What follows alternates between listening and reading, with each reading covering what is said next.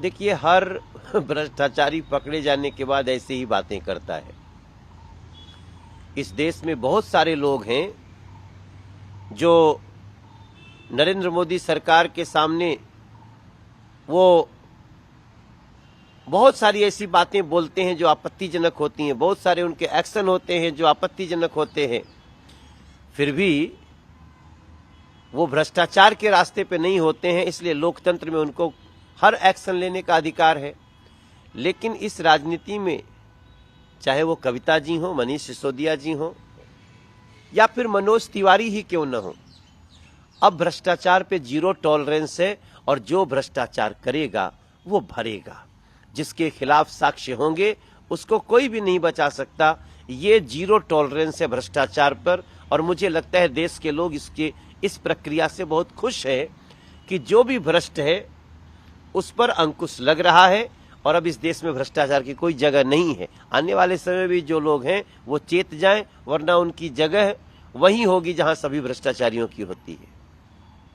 राहुल गांधी ने ब्रिटेन में जाकर बोला कि संसद में हमारा माइक बंद कर दिया जाता है और कटाक्ष करते हुए बोला है धनखड़ जी को कि अंपायर चीयर लीडर नहीं हो सकता है। अब इसके ऊपर भी एलिगेशन जो लग रहे हैं, कांग्रेस जिस तरीके से भाषा का इस्तेमाल कर रही है, चीयर लीडर कह रही है धनखड़ जी को, क्या कहेंगे? देखिए, जब आदमी फ्रस्ट्रेशन की चरम सीमा पे होता है ना, तो उसको शब्दों का चयन ऐसे ही होता है।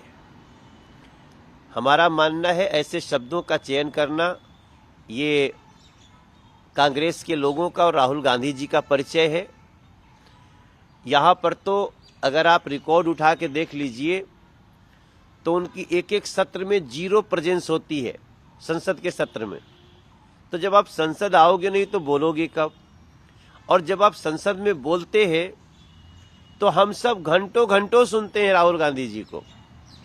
यहाँ तक कि हमारे पार्टी के चीफ भी ये भी कह देते हैं कि भाई वो कुछ भी बोले, तुम लोग को हल्ला नहीं करना है। इसके बाद भी बोलते क्या हैं? झूठ। अभी देखिए ना, कई सांसदों ने प्रिविलेज मोशन जारी किया है। अब उन्होंने जो सदन पे फ्लोर पे बोला है उसको सिद्ध भी करना होगा। तो सदन ऐसी चीज नहीं है कि आप वहां झूठ परोस के निकल जाए और देश के बाहर जाए तो देश को बदनाम करे।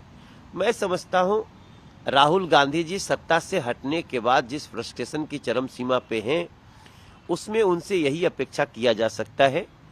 लेकिन सदन के फ्लोर पे वो जो बोले हैं उसका साक्ष्य तो देना पड़ेगा, वरना एक अगली मुसीबत में है वो। जो बिहार के प्रवासी है, तमिलनाडु में रह रहे हैं, उनके ऊपर जो हमले हो रहे थे, ये फेक न्यूज़ का जो सिस्टम चला था, इसको लेकर स्टालिन है वो भाजपा पर निशाना साध रहे हैं। और नीतीश कुमार ने स्टालिन के साथ, मुख्यमंत्री के साथ बातचीत की है कि तमिलनाडु में प्रवासी बिहारी जो है उनके ऊपर जो अटैक हो रहे हैं, क्या क्या कदम उठाए जा रहे हैं। तो आप क्या समझेंगे कि जो बिहार के जो लोग हैं, बाहर राज्यों में रह रहे हैं, उनके ऊपर अगर अटैक हो रहे हैं? हालांकि बीजेपी ने भी बोला है कि जो खबरें हैं थोड़ी फेक है, जो वहाँ की डीएसपी वो भी बता रहे हैं कि कोई अटैक नहीं हुआ है, बिल्कुल शांतिपूर्ण तरीके से काम हो रहा है। देखिए, तमिलनाडु की खबरें हमारे पास आई थीं, तब भी आप देखिएगा कहीं भी सोशल मीडिया पे या मीडिया पे हमने उसका कोई ऐसा बयान नहीं दिया। जबकि बिहार से संबंधित, यूपी से संबंधित कोई समाचार आता है, पूर्वांचल से संबंधित, तो हमें निश्चित रूप से वो असर करता है। तो हमने तभी इसके बारे में तुरंत संपर्क किया था और हमें तभी पता चल गया था कि ऑलमोस्ट ये फेक न्यूज़ फैलाई जा रही है। और अगर ये फेक न्यूज़ ही है तो हमें बहुत संतोष है। हम चाहते हैं कि प्रांत के नाम पर किसी के साथ कोई भी हिंसा न हो, और हम इसके शुरू से समर्थक रहे हैं। भारतीय जनता पार्टी इसी बात की समर्थक है कि प्रांत के नाम पे, मजहब के नाम पे कहीं भी हिंसा न हो। संविधान है, कानून है, जिसको भी समस्या होगी वो कानून की शरण में जाएगा और कानून अपना काम करेगा। आखिरी सवाल है, यूएस इंटेल यानी कि अमेरिकी खुफिया एजेंसी का कहना है कि मोदी सरकार की लीडरशिप में भारत पाकिस्तान युद्ध की संभावना और ज्यादा बढ़ गई है। देखिए, भारत कभी भी युद्ध नहीं चाहता।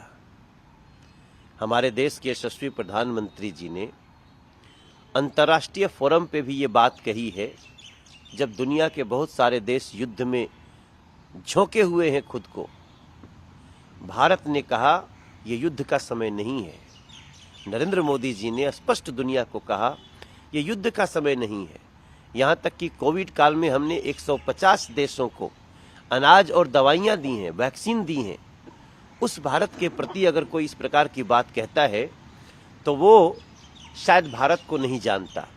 रही भारत पाकिस्तान की बात, हम कभी भी युद्ध नहीं चाहते, लेकिन अगर कोई इस सीमा तक हमें मजबूर कर दे तो हाँ, हम उसको जवाब देना जरूर जानते हैं।